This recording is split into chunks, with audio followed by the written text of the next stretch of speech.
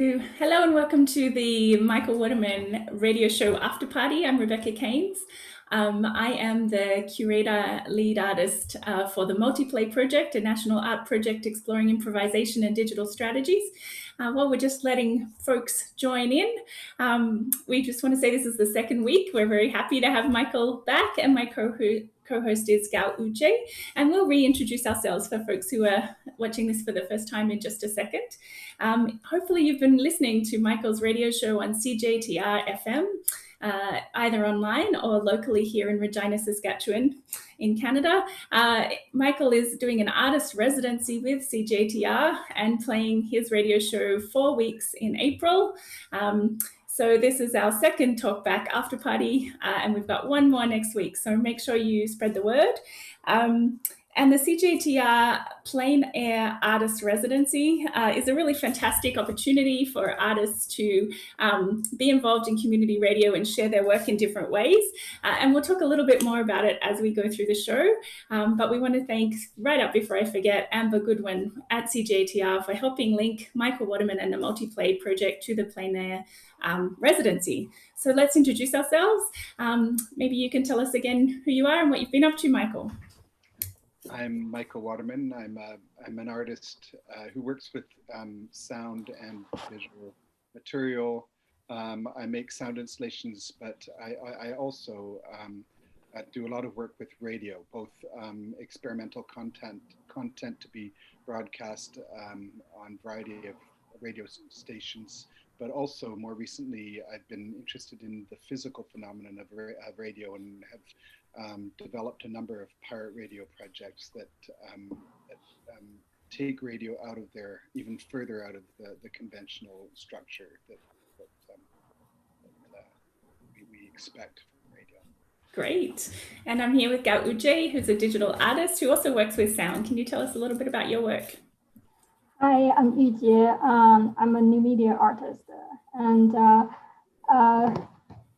I used to create interactive installations, both with sound, sensor interactivity, and now recently I've been practicing in performance art, which also involves sound as a different layer in the work.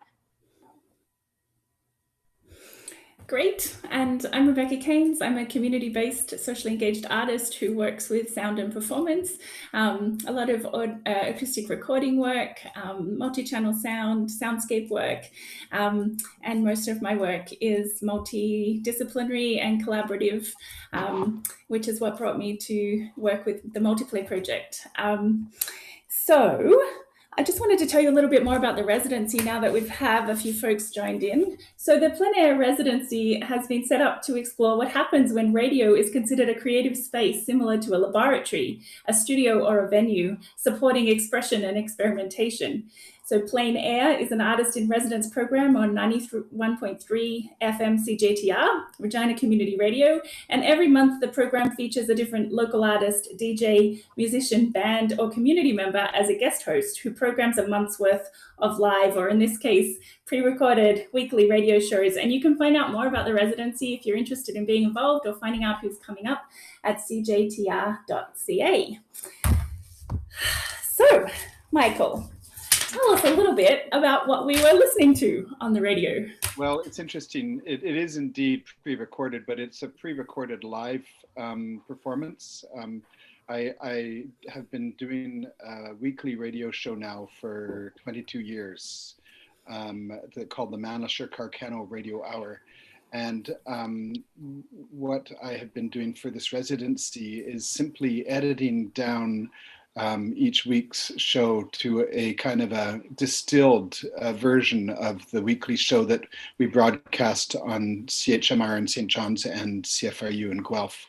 So for almost exactly the same time that show was being broadcast, it was a longer version of it was concluding on those other two stations.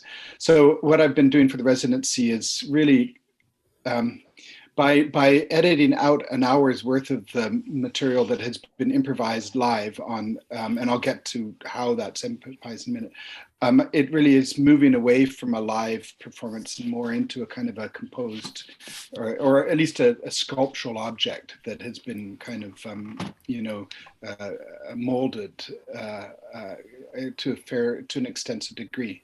But getting back to the radio show, it's an improvised radio show that links up with people in different cities.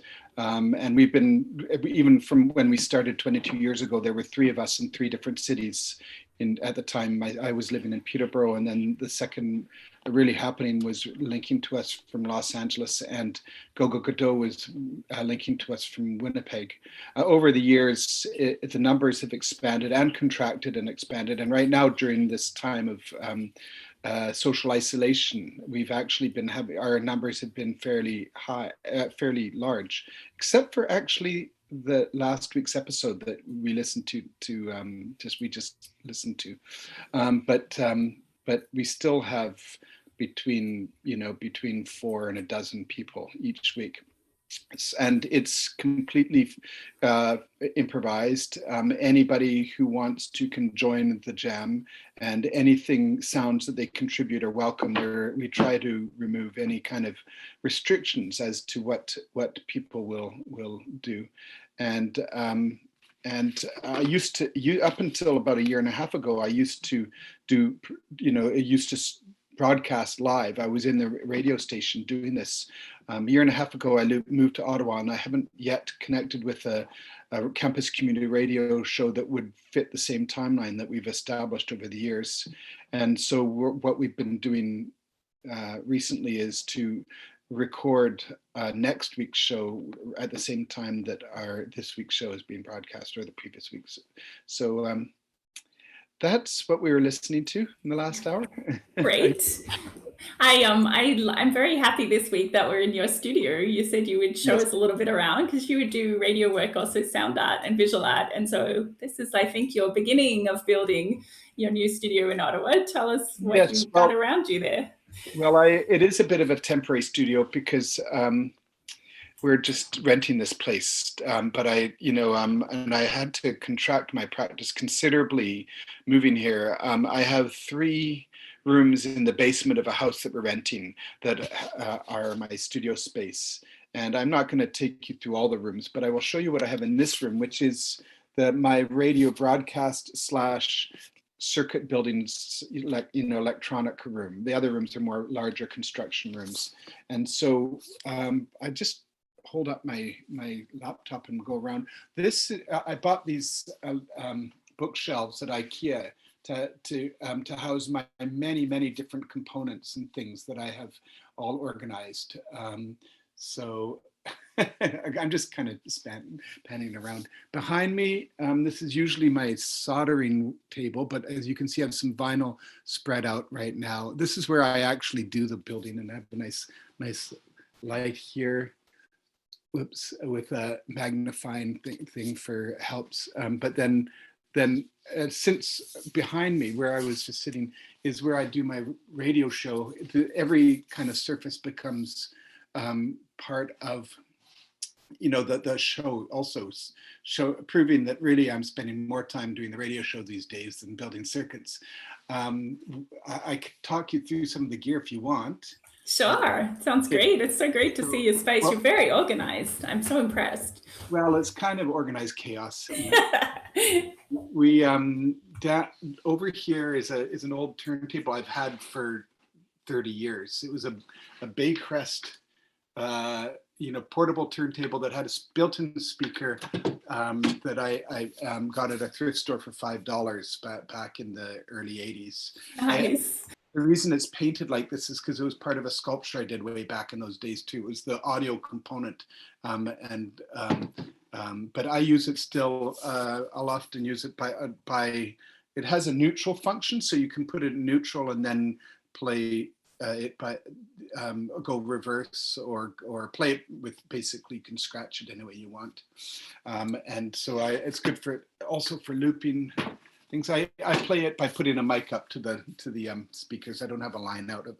Down here is a DJ is a DJ CD player. So it allows you to take MP3s and WAV files that are on CDs and do all kinds of processing with it. Looping, slowing down, and you can extract loopable samples that then you can layer them up and do lots of things. So this has been a fun toy that I've had in my studio previously, but I never used to take something like that to the radio station. So I didn't really, since moving here, I've been able to use some of the gear that was just not so portable. That's and then great. on this side, I have a theremin, and underneath it, a multi-effects, a multi-effects, it's hard to do this, isn't it? Processor. So I'm processing the theremin. I have actually 2 channels into the processor. So I have one channel for the theremin and another channel, a microphone that goes out. So I can use this processor to either process the theremin or the microphone. And it has many different effects that you can do, obviously, so over here on the tabletop itself, I have this is also a recent new toy that is that I've been working. It's an Artura Micro Brute. It's a cool synthesizer that I really like. And then I have some toy synthesizers. One I can see. Cassette players. I have tons of cassettes. Mixer. And then I have around the corner here. You see that they're out in the corner here. There are boxes of things like, I don't know, I'm probably not doing this very well. No, it's great. There's boxes, or there's big tubs, Tupperware tubs of all kinds of instruments, many of which I've made myself, to jam with. Like, I'll pull this out for a minute and see. For instance, in here, I have recorders. Awesome. Recorders, I can't, it's hard to hold the laptop handed, but.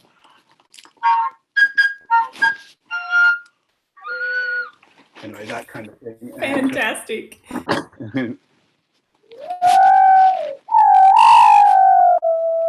Etc. So I have stacks of those homemade instruments around, and then on the far side, going back to the soldering table, I have some larger homemade instruments like. This, I don't know how I can. I think I'll put this down, the computer down, so you can see it. I feel like they all should have names. Does that have a name, that one? Yeah, somebody. There was another collaborator of mine who named some of them. This one actually was called a brapophone. Nice. Kind of a horn.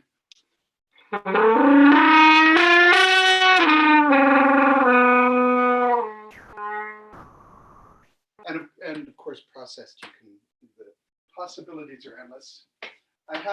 Maybe I'll show you one more instrument that has a name. I'll just go get it. Fantastic. I haven't played it so much lately.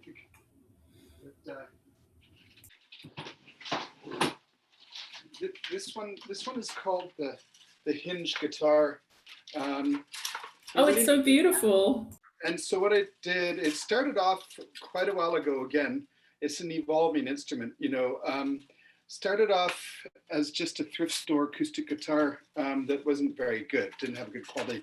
And my son, who's 27 now, but when he was about 2, I got it, and he stepped on it and broke the back of it. So I kept the neck and this part, and I attached plywood on the back of it, and inserted electric pickup in it. And then over the years, it's got more and more modified. The most significant being that I cut off the neck and I put a hinge on it, so you could. And amazing. Then I put door springs here, and bass guitar strings. Any smaller strings usually snap, So and then I play it with I don't have any built-in sticks right now, but I've had drumsticks and things that you play it, and at times I've had multiple pickups going to different amps with different processing, so that like on one side, like this is more of a live performance thing. I wouldn't even I don't think I'll demonstrate it right now, but it makes a lot of noise. It's fantastic. And I love the look of it. It's got a beautiful aesthetic too. It's got all kinds of, they don't make as much sound when it's not amplified, but it's fun. Anyway, that's called the hinge guitar. It's a fantastic instrument. Okay, I'll come back. So yeah, these are just some of the toys I play with. That's great. I think that's partly why when you come to Regina next year and you do the exhibition at the Dunlop, we'll be so happy to have, your setup in the gallery, because I think so many of these things have a really beautiful aesthetic to them, and like they give you a different story to just hearing the beautiful sound, but seeing the kind of objects and their histories is kind of great as well. Yes, and they all have a very kind of what's the word, contingent quality, in that they you have a sense that they're changing all the time, and that they've been put together with the simplest of means. That's a beautiful way to describe them. Contingent instruments. I really like that. They're fragile and changeable. We kind of work with improvisation itself, which is an ephemeral kind of contingent experience. It's weird actually doing this radio show where I'm editing a finished product, because I'm more interested in the kind of the messy process that happens, as opposed to the, some sort of refined,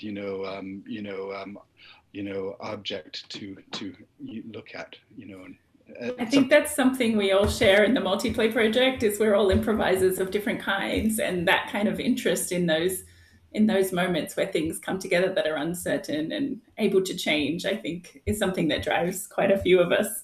I was actually thinking about some of the qualities of the radio show and thinking about improvisation and how, just things like echo and distortion and layering, they feel like qualities of improvising. Would you say that? Yeah. Yes. Yeah. And noise, welcoming sounds that, people are generally people, like my son, who's a professional musician, that he wants a kind of a high fidelity, and removing kind of crunch and noise and clipping and all the kind, and the idea of, recording something from Zoom or Skype, is kind of antithetical to a kind of making to quality. And Manisher, we've always talked, I think I was mentioning about this last week, about how we've always been kind of fairly fluxist and dadaist in our approach to what we're doing, and in which, by which I mean we welcome chance operations. We're quite conceptual, really. We kind of have a lot of humor in what we do, which comes out in statements such as that we're more interested in quantity than quality, and certainly we're better at producing quantity than quality. I was thinking about the relationship between radio and performance. I know Yujie's just been exploring performance, and I think had some questions for you around that. Sure. Oh yeah. So I was in a workshop, a performance workshop before, and then there's some very interesting exercise around repetition actions. And since I started trying to study sound this semester, I also there's kind of interesting connection between the repetition of sound, how that will take the audience to a different way in relation to time. And I wonder, but when we were listening to the radio show, there's something like keep changing, and also something you've been said involve chance operation in your creation. So I wonder, how would you look at repetition and also chance operation, those two different things? Yes, very interesting. Of course, repetition is an interesting, and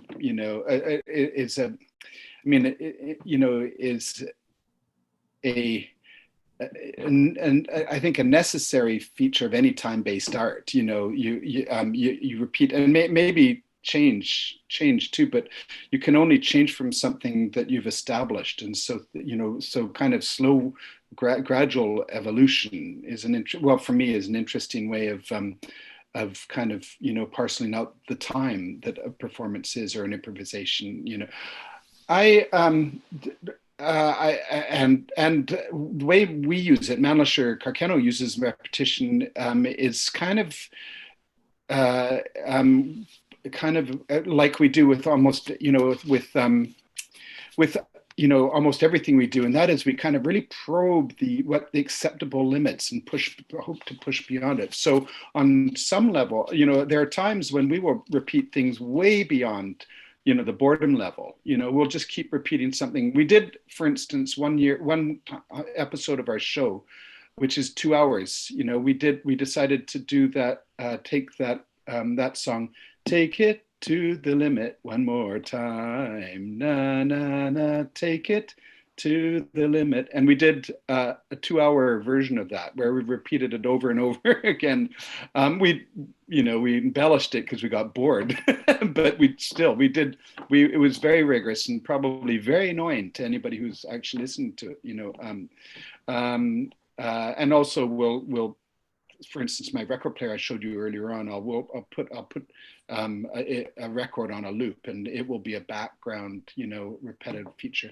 But then the other kind of extreme of exploring rhythm, which is, repetition, which I mean is a kind of a rhythmic quality, is that we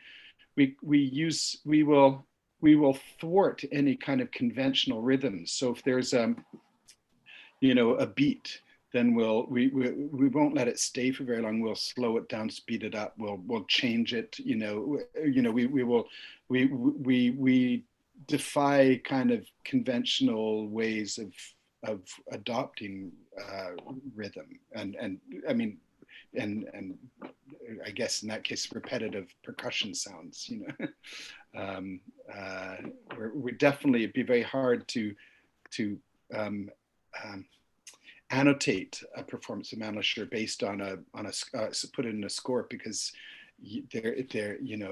because it doesn't even begin, doesn't have a time signature. It could never stick within the constraints of conventional rhythmic fracturing of time.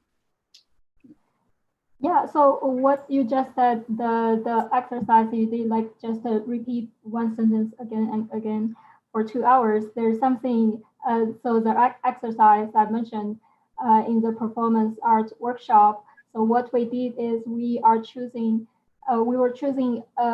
just a single action, and then do it for 4 hours. And listen, 4 hours. Yes. That's hardcore. and like when you started doing it, it's just do it again and again, and then you get so bored about the action itself, and the audience who are seeing they are getting bored. But I think at a certain time, you are able to see the other side of the board, which leaves or opens another word or experience for the whole thing. And yes. Also, I think that's also where we can involve and take the audience their own personal experience or engagement into at that point or at that situation to engage them. I entirely agree. I mean, I know the experience of transcending the boredom by having repetition, pushing repetition beyond the point of boredom into this kind of transcendental state, as it were, I don't know whether everybody's experiencing it the same as me or at the same time as I am, but it is, it's something that, we're not necessarily interested in rejecting that when we perform that kind of you know, if there is a transcendental quality to what we do, that we're not, that's not what we're attacking. If we're attacking anything, we're attacking kind of conventions, of arriving at things. And, you know, I mean, when you could look at, I'm also interested in looking at bigger pictures too. Like, in a way, we're incredibly repetitive. We've been doing this show for 22 years, so, there is a repetition to what our practice that is, quite quite substantial, and it reminds me, I like, it's not, and in a way, everything we've done is one continuous performance with week-long breaks in between, so and sometimes I really realized that, especially when I was going to the radio station, I'd bring my bag of tricks, and I would change up one or two things each week, but there'd be a lot of the same things. So this, if you'd sewn all the performances together, there'd be a logic to, there would be elements of one week feed into the next, which feeds into the next, the way the way a tree grows, or something. Yeah. I love that image of the show kind of continuing to grow over the many years, because it also feels like it's constantly bringing in new nutrients, new people, new techniques, but that you build from this kind of collaborative project that's probably going to last your whole life, I would imagine. Yes, as long as we can. As long as you can. Beyond, that because new people are always joining in, that we could leave and it would still go.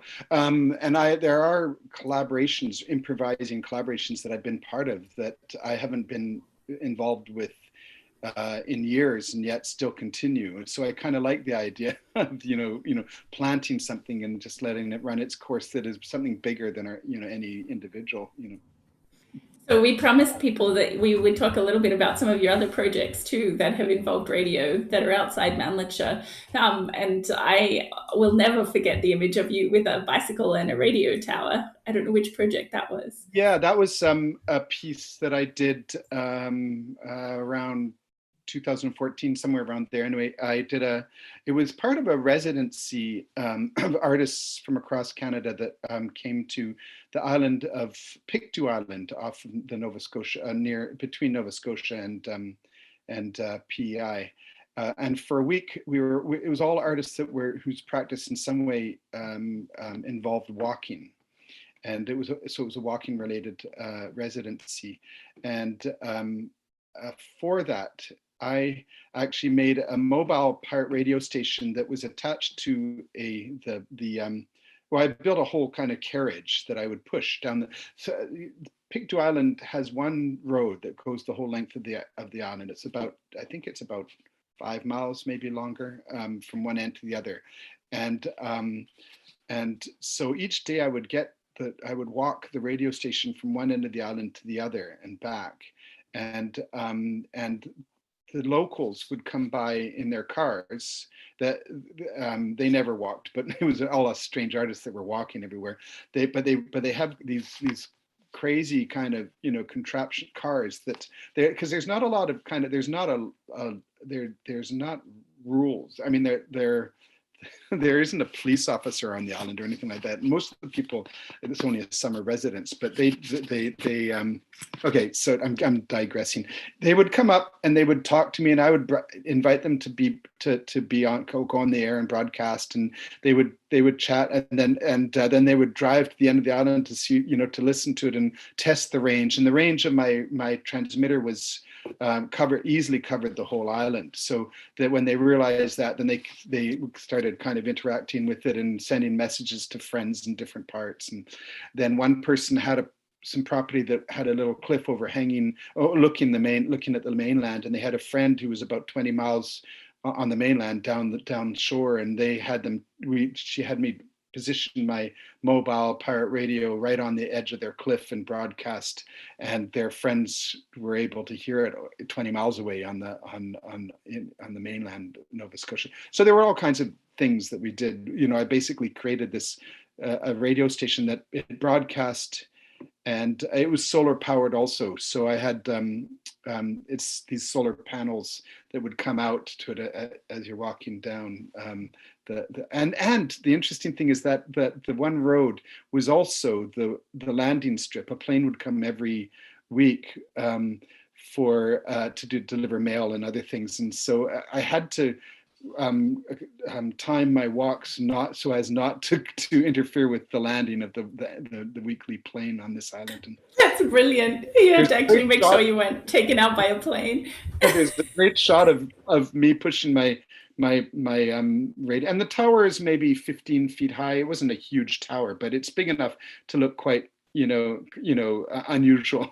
This, pushing this thing down, and it had speakers in it too, so I was broadcasting from it as well. But I'm walking down there, and then the plane is coming in. I was out of the area that I had to be out of, but it was really close, and so you can see the plane in the image as well as the pirate radio. That is so brilliant. I love it. And I think we all share a kind of love of radio, but community radio, particularly radio that reaches people different ways, that isn't subject to advertising dollars, that has a different kind of approach. And, CJTR in Regina is one of those community radio stations that's like a home for creatives, for artists, for retirees who are coming back and want to keep practicing, for people who are just super passionate about sound and music, for people who want to hear their languages, the different languages. And I think it makes sense that it's also a home for artists to kind of come together. I know you've been involved in community radio in a few different locations, right? Oh, yes. I love the kind of the model of the campus community radio station. It's really, it provides a kind of a platform for anybody who has any kind of, subcategory of interest, and there's any community. It builds community without any kind of restrictions, or very few restrictions, unlike other radio, commercial radio or national broadcasting, which have agendas. The only agenda is to enable anybody who wish to communicate with their particular community,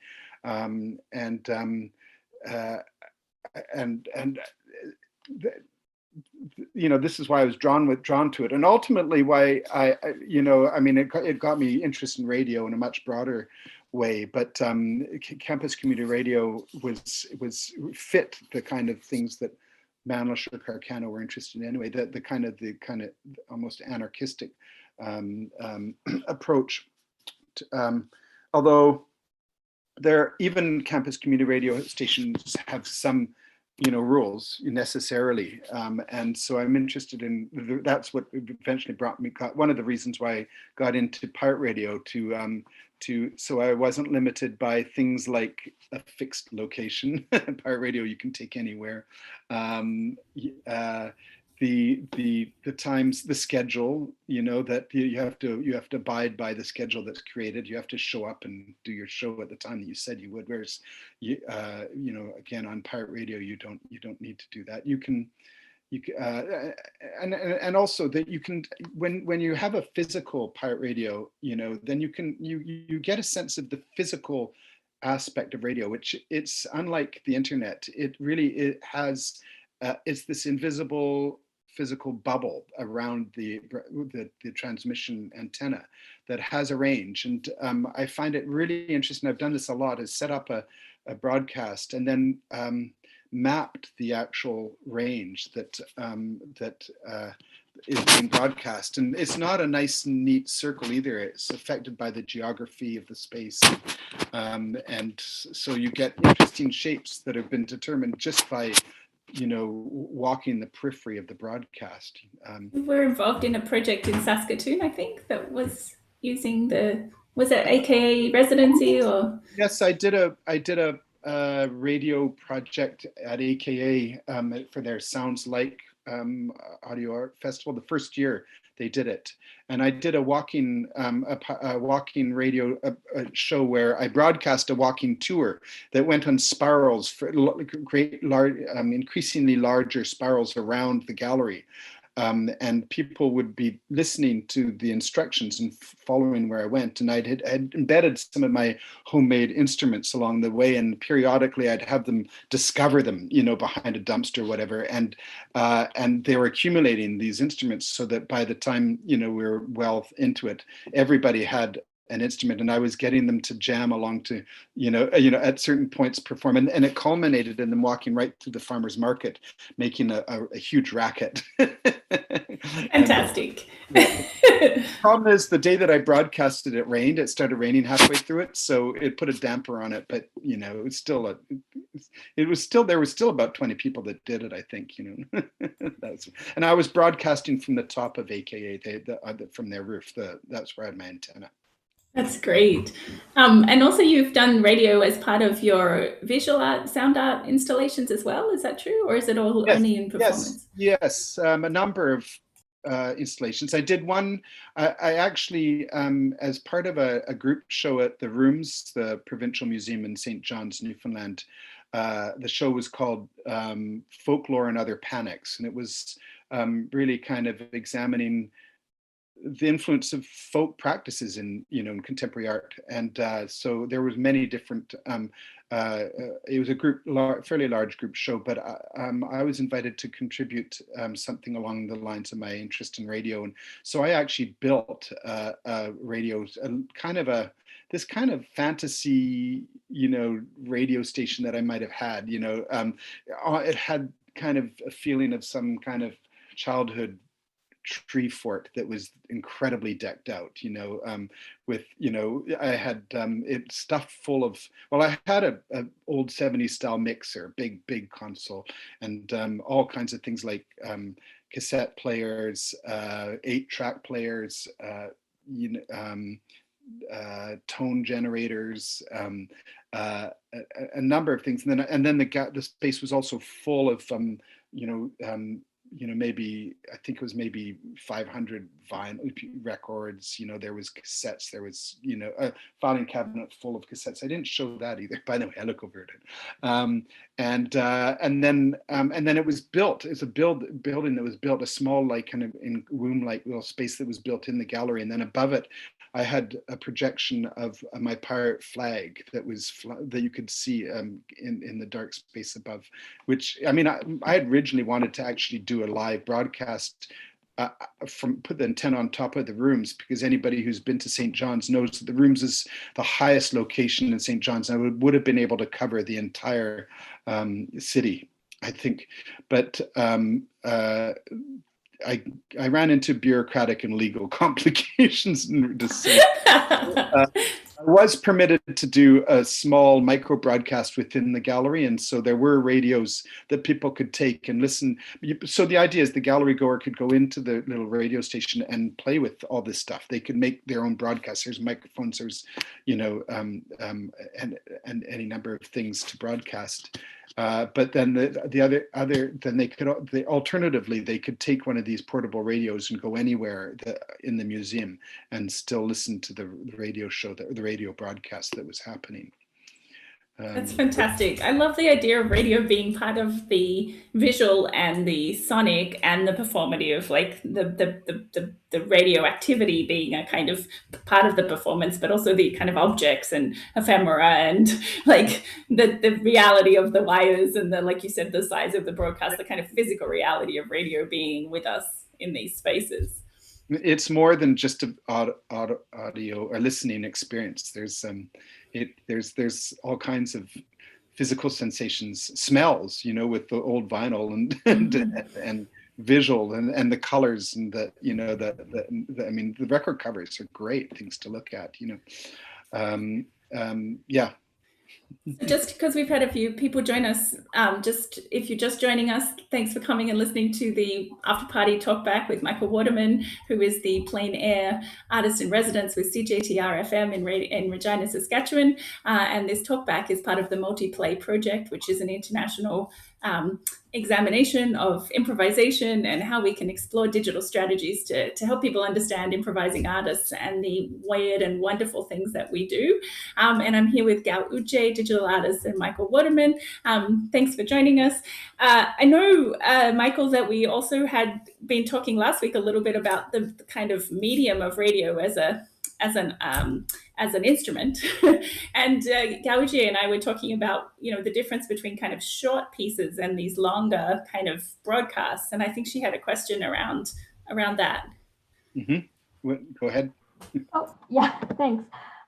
So I wonder, like, when you create different pieces, and would a longer track and a shorter track, like, which one is more difficult for you to create, or what's the different aspect you would focus for those, like, different range, like the duration of piece?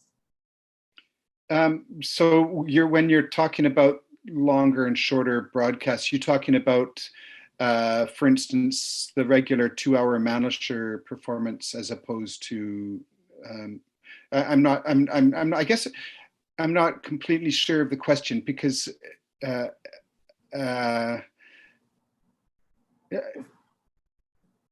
So the regular or if, like, time is one of the, like, how time would affect the pieces, or is that, like, you wouldn't care about, like, how long it will goes, or you would think, like, for which time range will be the best experience for the audience to keep following or keep involved? Yes, well,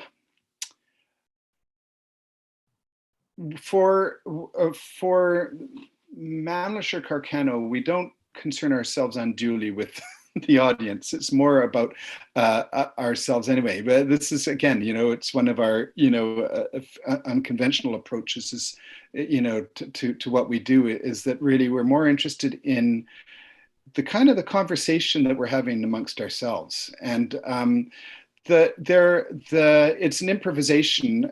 We like to have as much time for the conversation as possible, but sometimes within that frame, we run out of things to say, and we have to, like, search for new things to introduce to keep the conversation interesting for ourselves.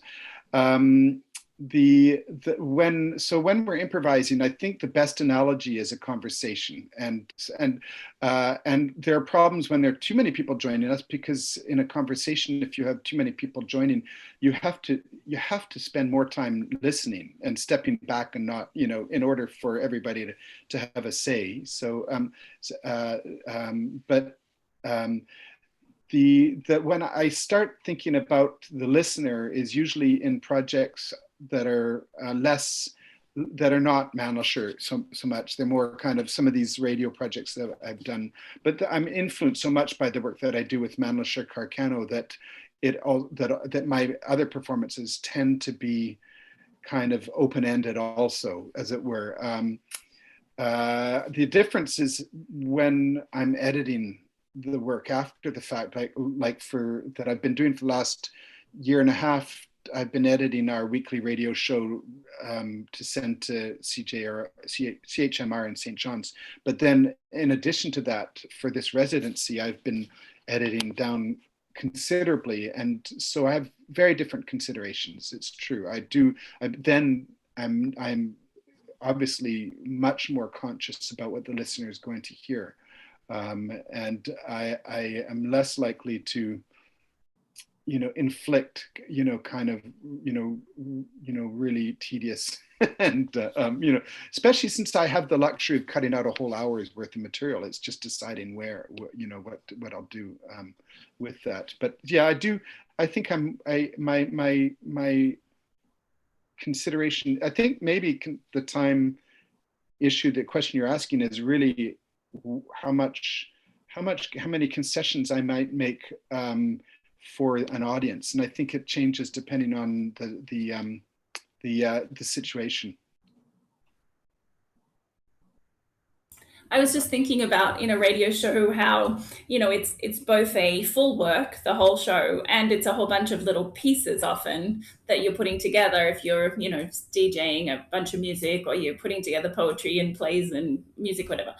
So it's a kind of a slightly different thing with yours, because I feel like there's no pause transitions, there's no kind of immediate steps between pieces. It's a flow from piece to piece to piece, So while I might catch a piece that feels like its own kind of little I don't know, circuit, it definitely feels like we're moving then quickly into the next thing, and that there isn't a sort of sense of that being finished or over. Yeah, yeah. The somebody once talked about Malasher Carcano as being like a conversation, this conversation analogy amongst really close friends that starts off intelligible to the eavesdropper, but eventually it moves into some sort of realm where, you know, it's completely abstract, and the conversation is still continuing, and you're getting this kind of dreamlike sense of what's going on. But then at the end, it kind of reemerges back into this recognizable realm of of a conversation before ending. And I like that. I like that description of what we do. I think that kind of gets close to it. That's really interesting, because we were both discussing before the show started about dreams and how it feels like you're in a dream. And Yeah. also I said it might have reminded me a little bit sometimes like a mad children's party, you know, where there's a kind of a hubbub of noise, but you're catching little pieces of fun in amongst it all. So there's, I think this kind of sense of it kind of not decomposing, but changing into something that's maybe a little bit more dense, and then coming back out of it at Caines. I guess that's what makes it feel like a dream sometimes. Oh yeah, and I think we all kind of that we're sensitive to that. Certainly the three original members of Malasher Carcano, myself, Really Happening, and Go Go Godot, we're all art students initially. That's how we started. We met in art school, and we all were making paintings and collages that were and this was just an extension of our visual art practice. And so the collage character of what we do is very much an oral analogy to the visual work we were doing back then, at any rate. Something else I was going to say, can't remember right now. I was just thinking about improvising in radio, and how in some ways there's a kind of understanding that radio will be more controlled and more set and more fixed, when actually, of course, if you've done radio, it's always like, you know, I have a memory of my first radio show as a teenager, and back then it was like vinyl and cassettes and microphones on and off, and I felt like I was juggling all the time trying to remember which switch to turn on. I know it's different now, it's a little more digital, but it still has that mode of kind of being in control of lots of objects that are flying. So in some ways what you do feels more realistic to the actual experience of radio. The first time I ever went into a radio station, my instinct was to turn all the levels up at the same time, so you could have the turntable, the cassette, everything, the microphone, all going all at once. I thought that, to my aesthetic, was way more interesting than just isolating one track, you know? And did you? Oh yeah, I mean, right away, immediately turn all the switches on? Well, okay, I think again, I was describing last week how I started in radio by seeing a sign advertising Radio Art Day, and that drew me in. And I prepared a radio program, a kind of a radio documentary about the work I'd done with Malasher Carcano up to that point. But while I was doing it, I realized that this would be a great vehicle for doing more work with Malasher. And maybe the first show I was probably the least likely to overlap things. But even then, I was aware with some announcers that that it sounds really good if they're doing voiceover background music. And so I was just pushing that kind of quality and, further, and, with Malasher, certainly. So just to think about Multiplay, and our kind of challenge for this project as artists has been to kind of bring people in to our improvising in different ways, to try and help people kind of see what it is that we do. And so all the different artists are doing that in different ways. Helen Pridmore is doing live stream concerts. She's working with a community group with different tools and toys and digital experimenting. John Campbell's going to have open studio sessions to his kinetic sculptures. Holophon is exploring, VR and AR, and they're bringing the public into that. So it's kind of a way to expose what's, like I said earlier, the kind of underneath of what we do when we improvise. So I'm wondering if you could talk a little bit, just for people who don't know about what you were planning to do in Regina. I don't want to repeat what we did last week, but maybe just to talk about what you could see your exhibition doing for people Sure. who don't know much about radio art and much about the work that you do. Sure. Well, I'm hopefully this is still going to happen, but it was supposed to have happened the last couple of weeks but in Regina, although it's going to be going elsewhere too. Hopefully it still will. What I wanted to do, what I plan to do is to bring really a kind of a reconceived radio station into the gallery. Reconceived in that it wouldn't really look like a radio station, but it's functioning like one in a way. It would have, there would be 3 different stations, and when we were doing live performance, there'd be signals coming from 3 different locations, probably one from Los Angeles, one from Montreal, and another one from one of the many collaborators in Manisher. You would see them and you would hear what they're sending by means of a little iPad on a stand, mic stand, and a parabolic speaker that would somewhat isolate their sound from everybody else's when you're underneath this parabolic speaker. And then, so the idea is that somebody coming into the space could listen to and interact with individual members of Manisher while we're actually doing a performance, or they could step outside of these pods and hear the whole mix. Further to that, I was going to have an array of my homemade instruments and other such things available for people to improvise along with, again, with either outside of the bubble with the whole mix, or going up and communicating individually with, one or the other of the remote participants in Manisher. I kind of see this kind of construct as kind of visual, kind of making a little bit more tangible what I experience every week, where I'm getting a signal from Los Angeles, I'm getting a signal from, Montreal or Winnipeg, and I kind of know. I can see the person, I know the kinds of sounds they're sending, but somebody who's never done this before would not necessarily be able to put the sounds to the images. So by isolating, a bit, extracting the different components from one another a bit, then it gives people, the viewer, the listener, the audience, a somewhat more of an understanding of how it's coming together. Also, my collaborators and I in Manisher, we don't have any problem, talking, in the middle of a jam. So the whole thing could devolve into just like, how's the weather down in LA or whatever, who knows, but we would probably do it in such a way as to consider it as part of the improvisation, and so we can rethink conversation as improvisation too, we're really looking forward to this. It's been rescheduled for spring in the Dunlop Sherwood Gallery, so Michael Waterman's exhibition will be taking place. So if you're in Regina, Saskatchewan, don't miss that next spring. We've had to hold it off a whole year, but it will be happening. We have a couple of questions from audience. So we had a question earlier about the influence of punk rock on your sound art. Well, I'm of an age. Certainly when Manisher started, we kind of formed as a performance group, for a decade before we discovered radio, or more. And so we were really formed in the mid 80s.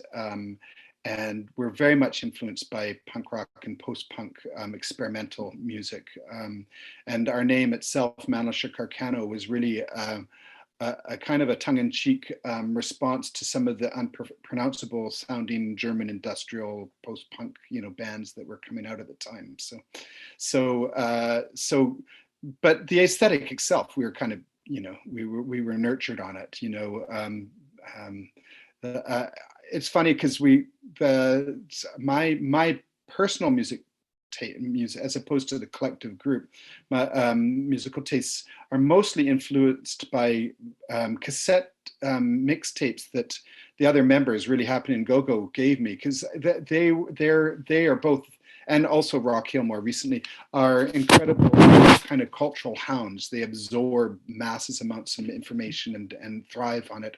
I just like I like that I don't have to do that work and get all the benefits. But and because I'm also a little mildly dyslexic, I never remember the names of anything I listen to. So it'd be terrible if somebody started asking me who my influences were. But they're all on mixtapes that I haven't really bothered to listen to, except for that I recognize them as soon as I hear them, and they're incredibly eclectic. Can't hear you. Sorry, second question from James Harley in Guelph. He says, is it getting time to do a Beethoven 250 collage show? If so, he's in. I'm not sure I quite get it. Beethoven 250 collage show. What was the first part? A what? Is it getting time to do a Beethoven 250 collage show? Oh, I think so. Yes, yes, absolutely, absolutely. I think I got it when I read it the third time, but I'm a bit slow. One more time.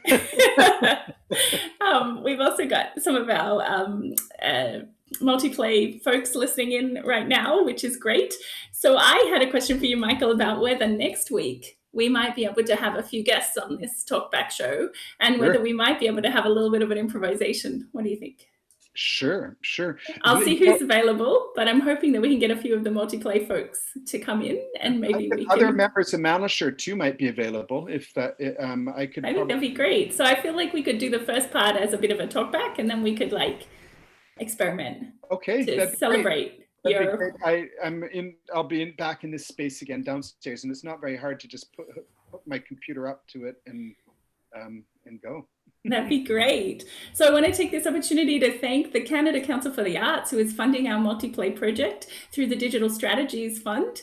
And I said this last week that I think the timing is so exceptional that the Canada Council had the foresight to set up these digital strategy funds to support artists right when we really need to go digital and explore digital opportunities. So we're really grateful for this multi-year grant. They've also allowed us to extend our project to take on the fact that we've been delayed because of COVID, which is really fantastic. And they are funding 6 connected projects and a series of artist talks. We have great partners across Canada. And so the artists involved in Multiplay are Helen Pridmore, John Campbell, myself, Michelle Stewart, Michael Waterman, James Harley, and Holophon Audio Artists Collective in Regina. And we have partners in galleries and festivals across Canada. So thank you to the Canada Council for the Arts. Also thank you to Amber Goodwin, who runs this fantastic plein air artist residency with CJTR. We're very happy to partner with CJTR to bring Michael Waterman to become a resident with the plein air program, supposed to be when he was already in town, but we will continue to partner with CJTR, and hopefully next year we can have a return when Michael is actually bringing his radio work here. So I think we're getting close to the hour. So I just want to say thank you to Yujie and to Michael Waterman. Thank you very much for the people listening. And we'll see you next Saturday when we're going to listen to the show again. We're going to have another talk back, and then we're going to improvise.